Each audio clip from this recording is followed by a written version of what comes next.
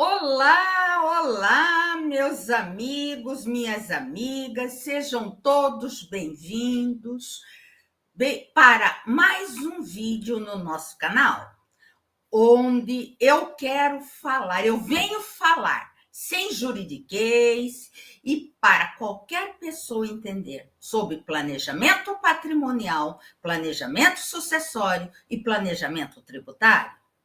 Resolvi gravar esse vídeo aqui hoje para quebrar algumas objeções que as famílias brasileiras ainda têm e que o impede de constituir a sua holding familiar. Mas antes de continuarmos, vou pedir para você deixar seu like, se inscrever no meu canal do YouTube para ser notificado de todo vídeo que for publicado. Para aqueles que estão me assistindo pela primeira vez, vou me apresentar. Eu me chamo Giane Lessa Santos, formada em Direito há mais de 37 anos, sou especialista em planejamento patrimonial e sucessório da família através do sistema de holding familiar. E faço parte da maior comunidade de especialistas do Brasil, do time Hold Brasil. Você já me acompanha? Seja aqui no YouTube, seja pelas redes sociais, Instagram e Facebook, sabe que me empenho em esclarecer um fato muito importante. Você não precisa passar pela dor do inventário. Não precisa amargar as perdas patrimoniais provocadas pelos custos elevadíssimos de um inventário. E se você acompanha com atenção, deve se lembrar de que já expliquei que as leis brasileiras, há quase meio século, contam com um conjunto de dispositivos legais que permite às famílias organizarem seu patrimônio e a sucessão de uma maneira mais eficiente, mais segura e com uma maior economia tributária. Hoje vou responder algumas perguntas que recebo diariamente de meus clientes e seguidores.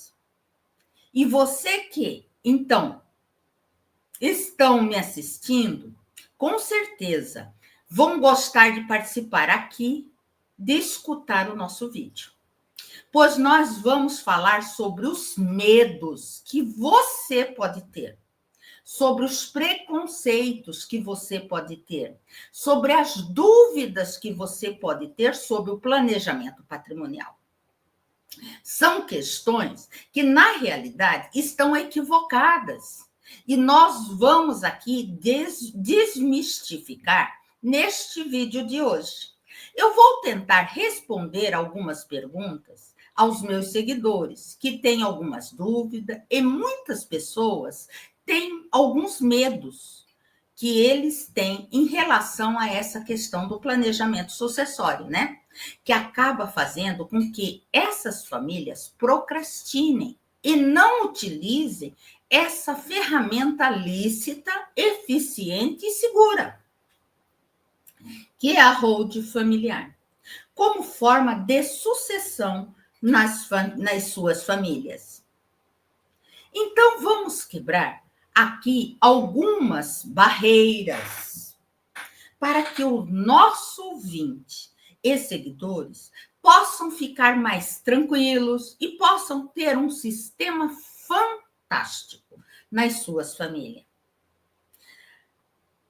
A primeira objeção é a mais básica de todas, sempre, é que alguns acham que hold é coisa só para milionários e bilionários, para quem tem patrimônio de milhão, de bilhão.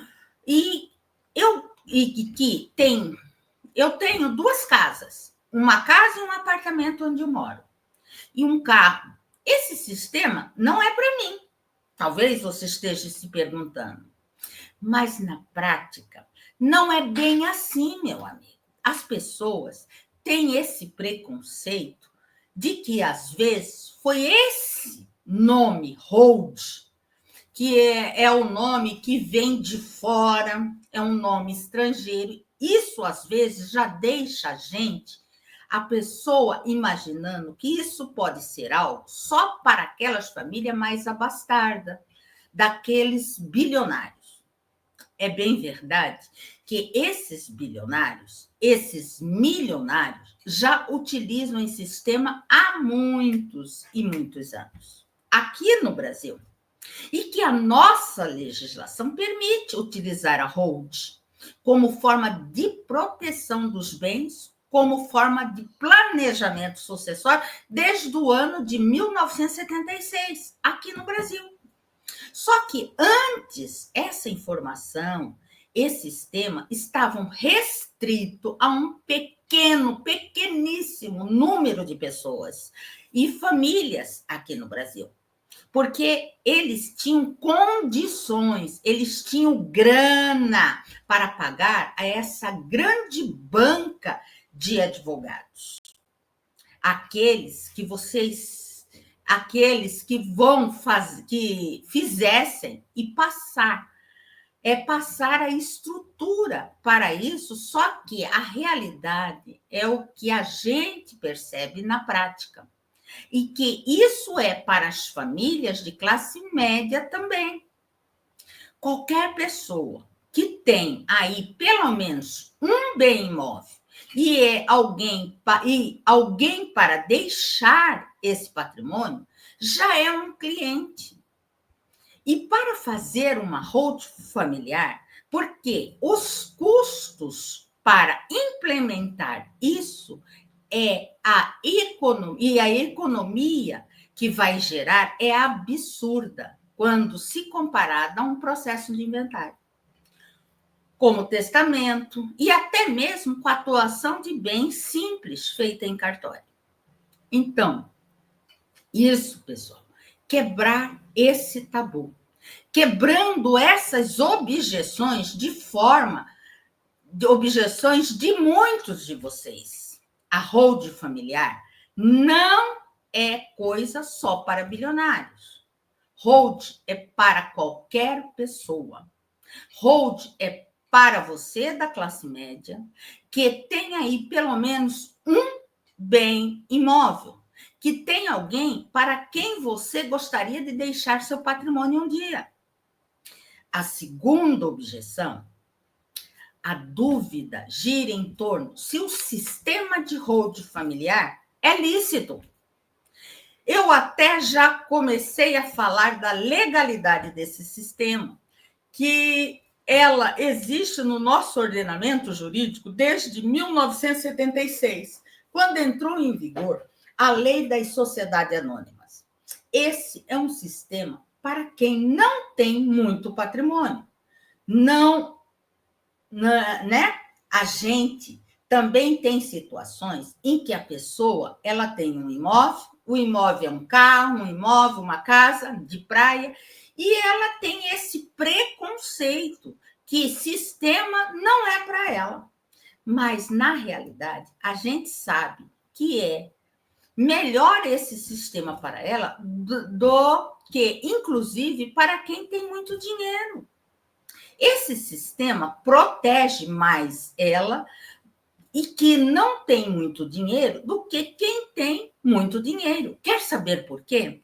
Porque a pessoa que tem muita grana, se você tira um pedaço desse patrimônio de uma pessoa bilionária, que tem muito dinheiro, muitos bens, não vai fazer tanta diferença.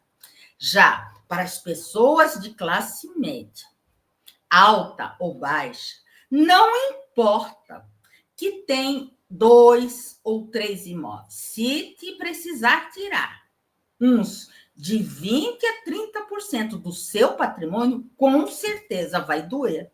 Muito mais no bolso dos seus filhos. E aí que tem um patrimônio menor. Mas tem acanhado.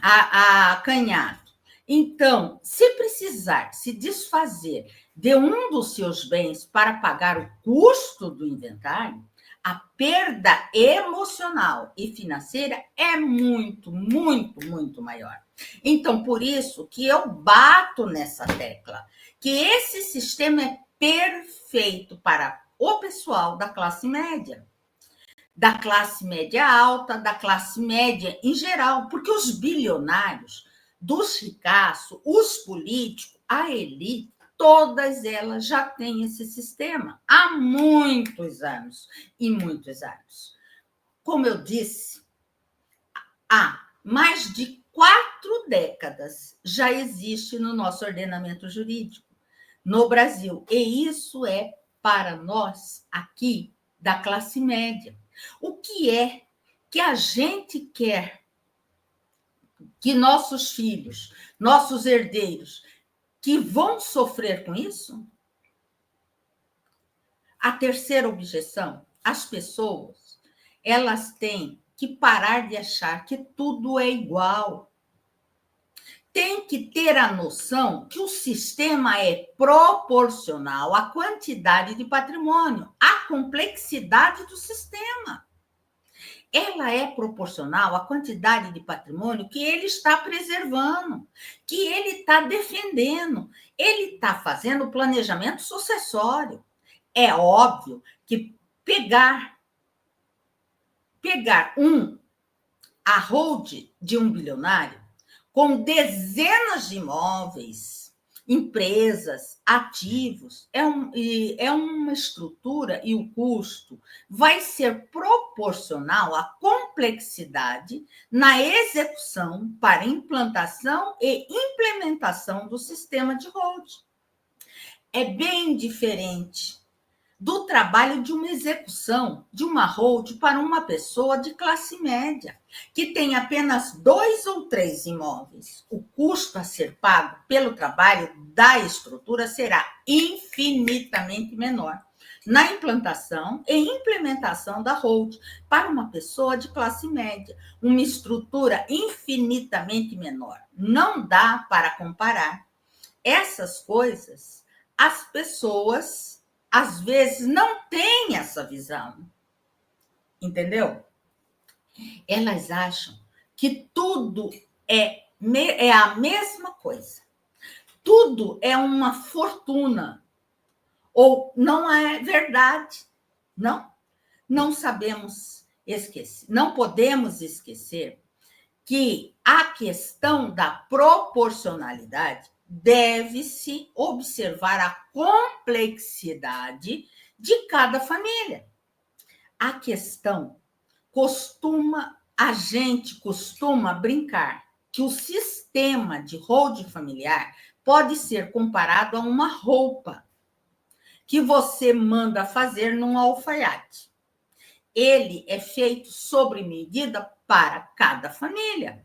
Então, cada família tem as suas particularidades, seus desejos, seus medos, seus projetos, seus problemas familiares, etc. Assim, os objetivos com isso dependendo da complexidade, e que vai variar aí os custos de implementação, mas nem se compara um sistema desse para uma família. A quantidade menor de bens para outra família de bilionários, por exemplo, que tem várias empresas, vários negócios.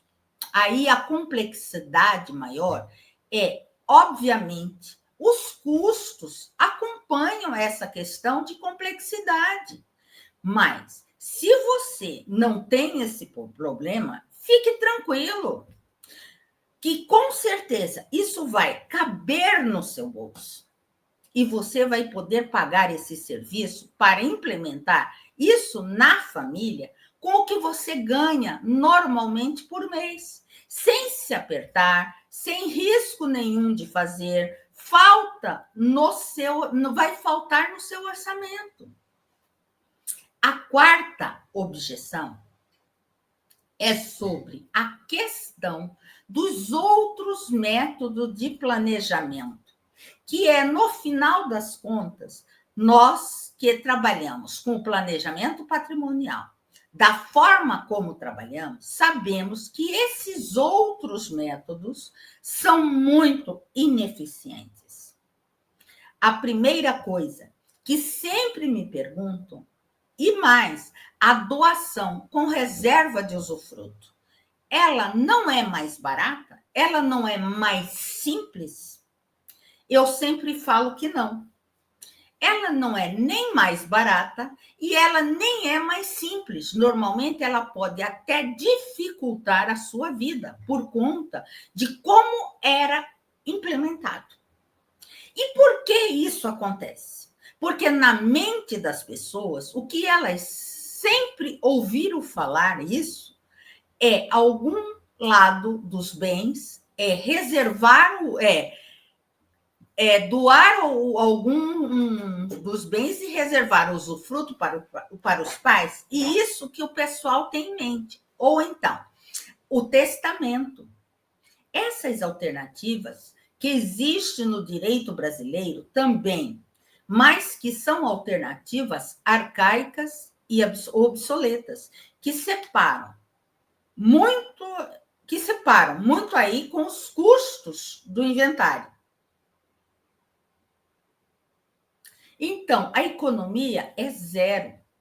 Você não vai ter economia nenhuma em relação ao inventário. E você pode, mais tarde, se preferir, fazer um testamento. Agora, o problema da doação de bens em vida, que acontece muito, é aquela pessoa que doou de repente, se arrepende dessa doação. Uma vez que ela se arrepende, ela não consegue pegar de volta os seus bens, por exemplo. Muitas vezes surge uma oportunidade de trocar aquele imóvel por um outro, ou então a construtora quer fazer um prédio no imóvel que você já doou. E aí você não consegue fazer essa negociação. E pode até perder uma grande oportunidade, sem contar, às vezes, que a doação de bens em vida, o dono dos bens que eles doaram aos seus, ele perde totalmente o controle dos bens. Ele entregou dos bens que ele entregou os bens. Você só vai poder ali receber, de repente, um aluguel, ou então ficar morando naquele imóvel gratuitamente enquanto for vivo. Só que ele perde as rédeas dos bens, o controle do patrimônio, da casa onde morou a vida toda.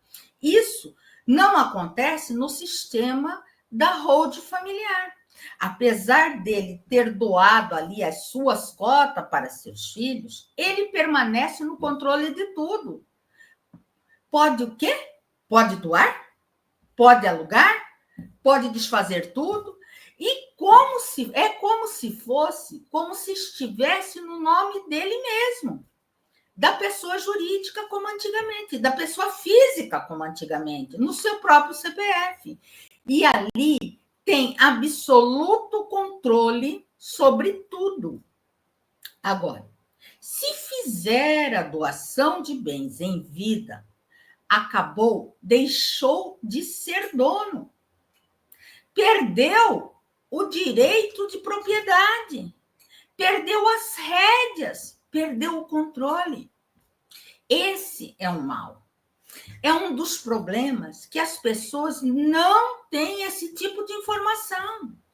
E o objetivo do nosso vídeo é levar conhecimento, esclarecimento, informação, para que você preste atenção e fique alerta. E acaba clareando a mente das pessoas e com certeza vai ajudar muita gente a entender que existe uma alternativa para você fazer a mesma coisa. Só que mais barata, mais eficiente e de forma mais moderna e mais tranquila. Isso é algo fantástico para quem procura um planejamento sucessório. A quinta objeção, desculpa, é exatamente, eu sempre falo que principalmente nesta questão de controle dos bens, quando você faz a doação, esse, na minha opinião, é o calcanhar de Aquiles da doação. Além do custo, a situação que mais ocorre é quando um pai faz uma doação com reserva de usufruto para o filho de um imóvel e agora ele quer trocar o imóvel da filha. E aí ele tenta fazer todo o procedimento. E na maioria das vezes é obrigado a recorrer à justiça por conta de uma outra situação peculiar da operação para dar essa autorização, ao passo que se ela tivesse com o sistema de planejamento, ela não precisaria nem perguntar para os filhos. Já faria o que tinha que fazer. Outra questão é sobre o testamento, porque através dele você pode direcionar os bens como e para quem quer. E eu sempre explico que não é bem assim. Primeiro, porque você não pode direcionar os bens como você quer, como a gente pode fazer pelo sistema, pelo nosso sistema, que obriga o inventário a ocorrer na esfera judicial. Então, o testamento é, para mim, o pior das formas existentes de se fazer um planejamento sucessório. E ele, ao invés de ajudar as famílias, ele acaba prejudicando. E as pessoas têm essa falsa impressão de que você pode doar, já destinar ali os bens, direcionar para quem você quer. Só que o dono desse patrimônio, ele pode dispor de apenas 50% de todo o patrimônio dele, ou seja, de apenas metade dos bens que ele tem Pode sim dar para quem quiser, para uma instituição de caridade, para um vizinho, para alguém, e os outros 50 ele não poderá dispor, pois pertence à parte legítima. Obrigatoriamente, para os serviços estão o que acontece por quê?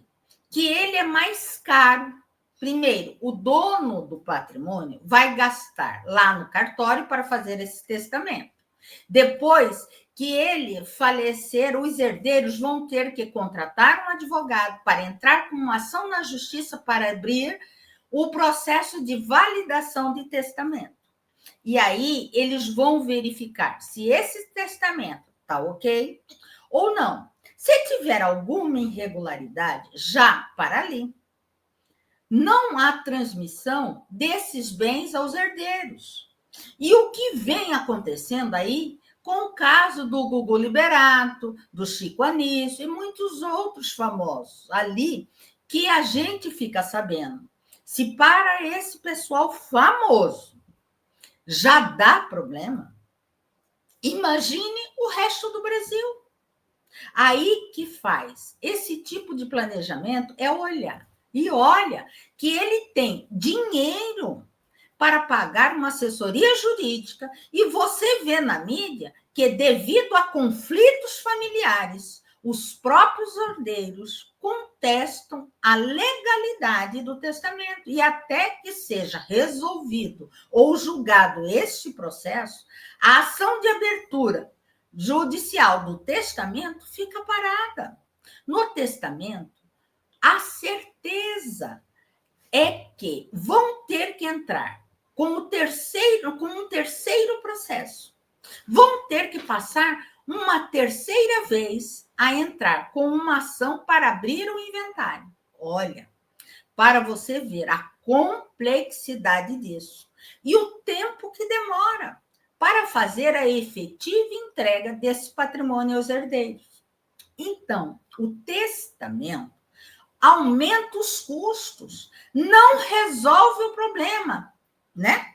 E se ele, de repente, deseja ali beneficiar um dos herdeiros, aquele que recebeu menos pode já começar a pôr areia no negócio.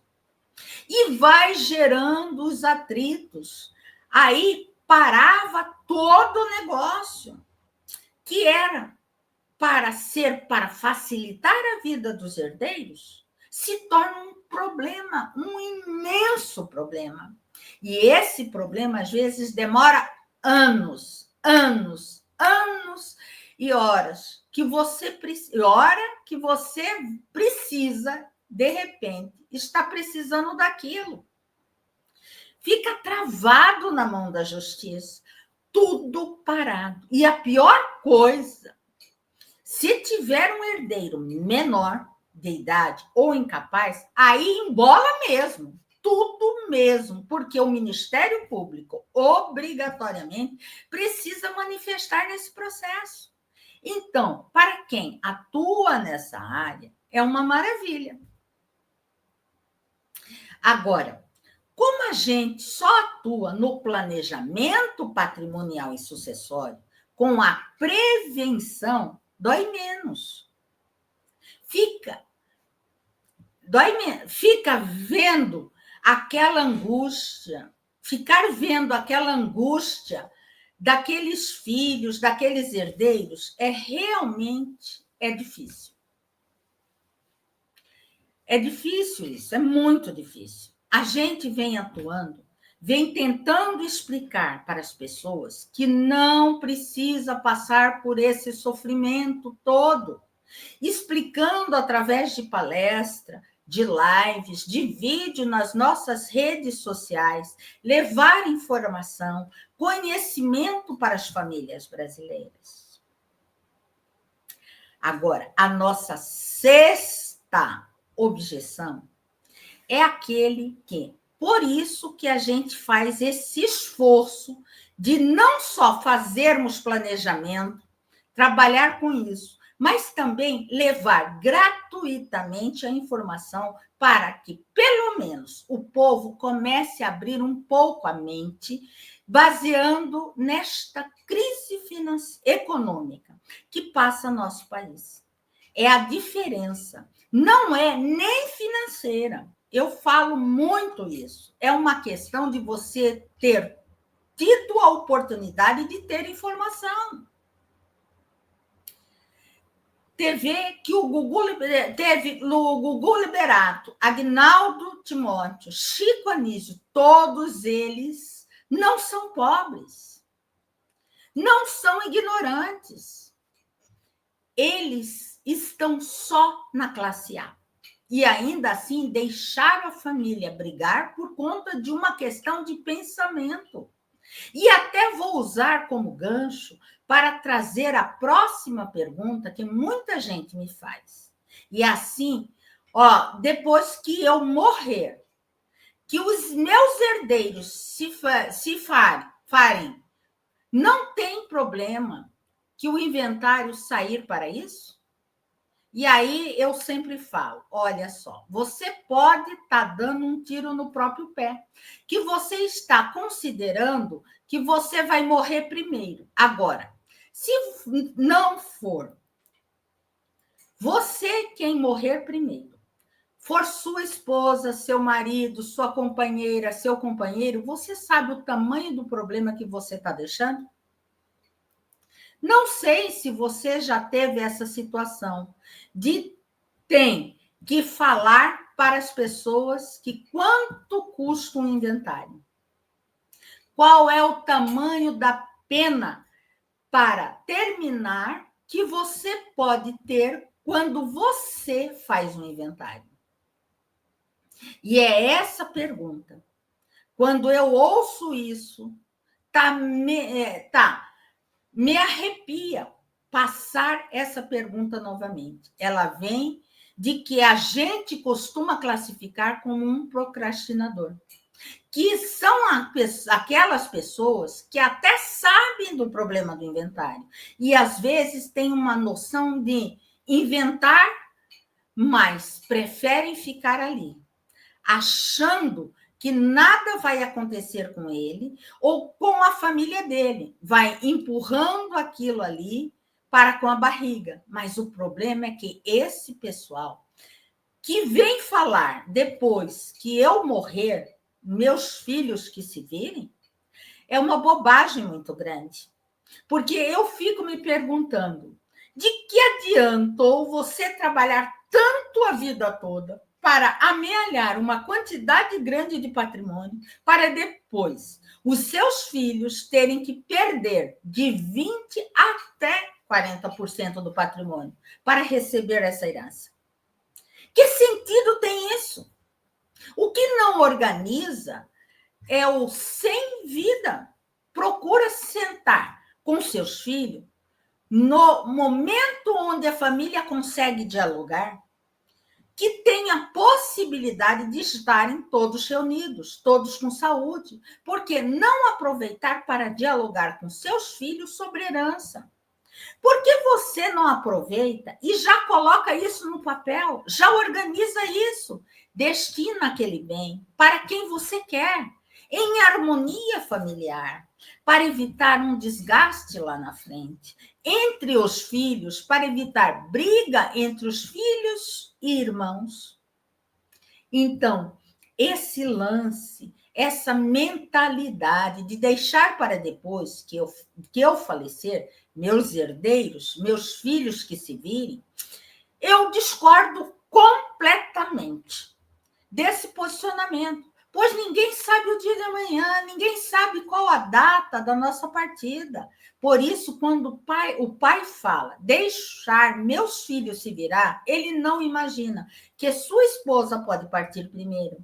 E se sua esposa for primeiro, o pai e marido tem um enorme problema em suas mãos. Tem que abrir o inventário de sua esposa. E nesse exemplo, ele vai ter que desembolsar uma grana aí para poder regularizar isso com ele, para os filhos dele. Então, precisa mudar essa mentalidade. Começar a pensar que você não está fazendo isso por você, mas você está fazendo isso por amor a seus filhos, para evitar os seus filhos sofram lá na frente, para evitar que seus filhos briguem por conta da herança. Você conquistou arduamente durante a sua vida. Viu? Essa herança, você não quer briga, que eles brigam pelo que você conquistou. E isso é um ato de amor que você faz por ele. Se você não vai perder o controle de nada, você vai continuar com o controle de tudo. Enquanto você for vivo, você consegue dominar toda a situação. Lamentavelmente, tem essa objeção. E achar que isso deve ficar para os filhos resolverem lá na frente. Mas não é por aí que funciona. Por quê? O problema está no seio da família. Se você não resolver isso em vida. A sétima objeção, falo também, é que as pessoas, às vezes, não se agenda aí. A pessoa está assim, não quero saber de meus filhos que não tem problema nenhum, não quero saber. E essa relação, às vezes, é recíproca. Só que ele não se lembra que horas se vão. Olha só, olha o tamanho do problema que você vai ter se não for você que for primeiro. For sua esposa, além de você ter o curso do inventário, vai ter que dividir tua herança e também a receita com seus filhos. Se, por exemplo, esse patrimônio que gera receita de aluguel, por exemplo, os seus filhos vai ter que passar parte para eles. Então, você vai ter uma redução, podendo chegar até 50% da tua receita de aluguel. E aí, as contas são as mesmas. Os boletos não vão parar de chegar no mesmo tamanho. Então, se você não tomar as providências agora, você pode ter muito problema com seus filhos, porque esse comportamento, por isso, eu sempre digo, os meus clientes, é muito Mas negócio, agir com muito mais prudência e cautela para evitar dissabores e prejuízo no futuro. Usando essa situação, vem a próxima pergunta que me faz. Doutora, gostei do planejamento, é importante, achei que é para mim. Só que eu tenho um filho que não quer. Um dos meus filhos não quer. Isso inviabiliza a implantação do sistema? Você fala que não existe uma mecânica para você organizar, inclusive o patrimônio que vai para esse filho que não quer. É muito raro um filho não querer participar, porque quando a gente faz a reunião, explica os benefícios, explica como tudo vai funcionar, ele acaba aderindo, entendendo que isso vai ser bom para eles. Mas sempre tem uma ovelha negra que às vezes não quer partilhar isso, às vezes não, nem ele, às vezes é o terceiro, alguém de fora dando palpite, mas aí eu sempre falo com o cliente que isso é falta de um filho não querer participar da holding familiar, não tem problema nenhum para o pai, para os outros filhos. Ele pode, sim, um pai pode implementar isso, e o que ele vai precisar fazer é deixar de fora da holding a parte daquele filho que não quis participar. Ele pode construir todo o sistema, colocando lá os outros filhos que querem fazer parte, já faz a doação para esses filhos e que já estão de acordo. E esse que não quer participar, o pai vai reservar a parte legal desse filho, para não prejudicá-lo, porque senão pode dar uma nulidade lá na frente. O pai reserva esse imóvel, por exemplo, deixa de fora da holding. E lá na frente, quando o pai ou a mãe vier a faltar, esse filho vai ter os desgastes e as perdas e demora de um inventário. Então, esse filho que não quer entrar no sistema de holding familiar hoje e que ele que vai se lascar lá na frente, ele vai acabar se lascando, tendo prejuízo lá na frente, porque ele vai enfrentar aí um processo de inventário com todos os seus anos, todos os seus problemas, tão problema que esse filho que não quis entrar, correndo o risco, inclusive, de suportar uma carga tributária gigante, que a gente sabe que está em trâmite. Aí, vários e vários projetos para aumentar a alíquota do imposto de herança, que hoje o limite máximo é de 8, mas pode ir para 16, o valor da alíquota pode ir para 16, do valor do patrimônio, e outros projetos de até 20% ou 21% do valor total do patrimônio. Isso é algo que as pessoas precisam se atentar. Correr aí para providenciar um planejamento sucessório e evitar esse problema do aumento do imposto, do imposto sobre herança, que com a aprovação da reforma tributária, os governadores de estado estão precisando para aumentar o imposto sobre herança, por terem perdido a sua maior fonte de arrecadação, que é o ICMS.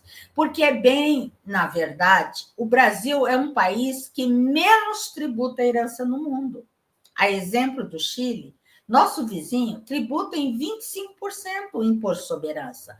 O Brasil, o limite máximo é de 8%, fixado por resolução do Senado, por maior objeção.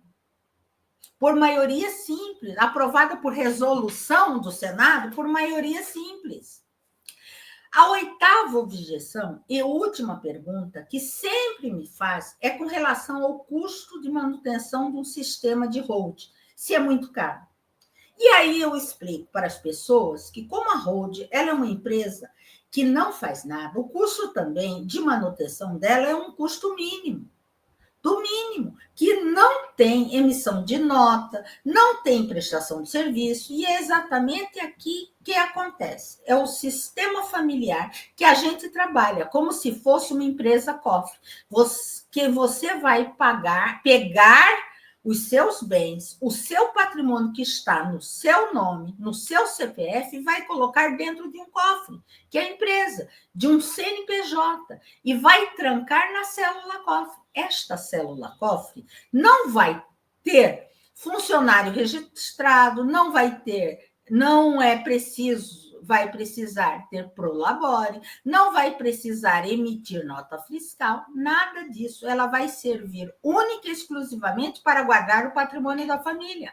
No entanto, mesmo sendo uma empresa que não exerce nenhuma atividade econômica, a lei exige que você preste ao fisco algumas informações, que nós chamamos de obrigações acessórias. A Hold precisa informar ao fisco, salvo engano, são 4 informações ao ano, que essa empresa que está ali aberta, mas não está exercendo nenhuma atividade econômica, e aí entra o serviço de uma contabilidade, de um profissional da contabilidade. É importante a participação desse profissional ao nosso lado. Nós vamos trabalhar a 4 mãos.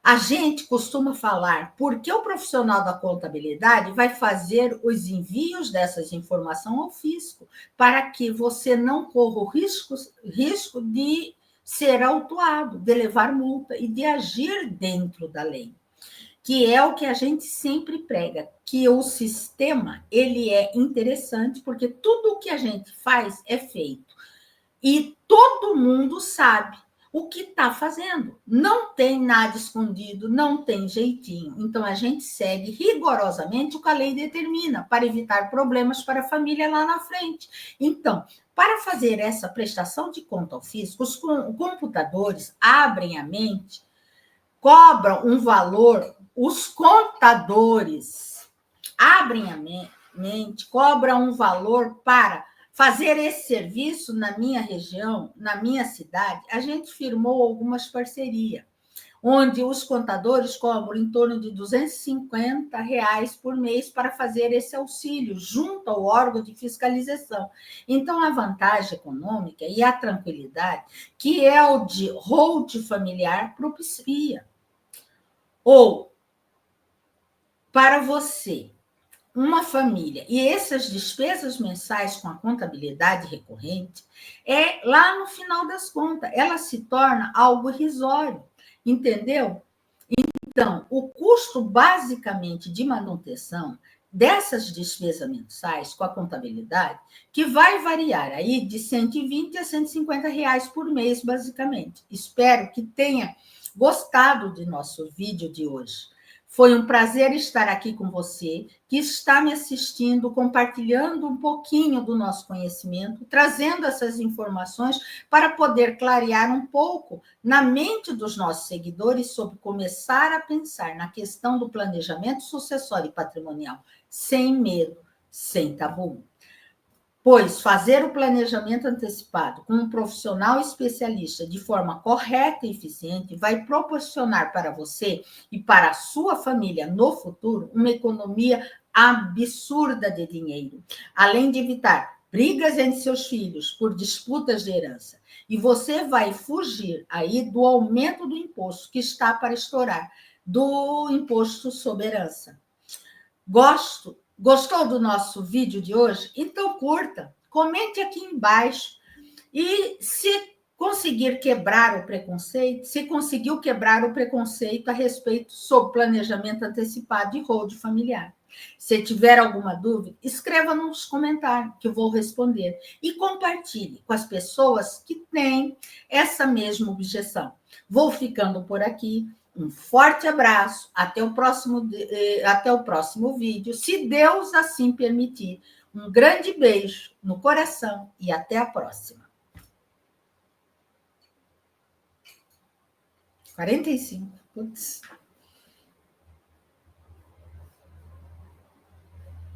Ficou longo.